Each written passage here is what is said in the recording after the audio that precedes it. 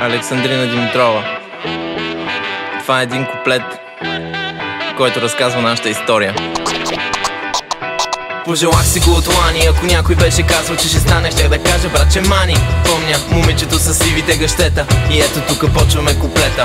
Като се сета: цвете, фикус, площад, монумент. Двамата с тебе се разхождаме в макет. Образователна кампания за дебелото черво.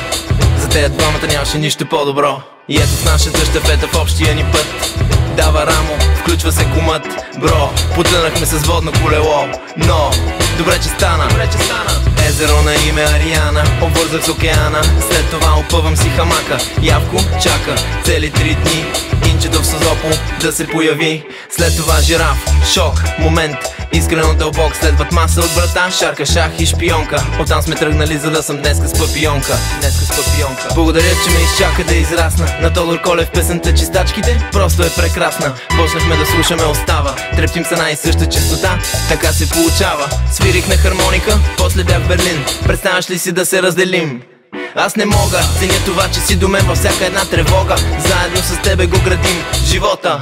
И както с гайдата, с времето улучваш нужната ти нота. Заедно с тебе маймунарници, концерти и театри, плажове, пътуване, палатки.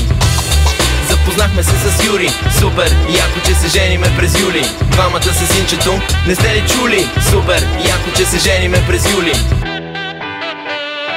Александрина Димитрова, надявам се, че си готова с тебе двамата да донапишеме куплета.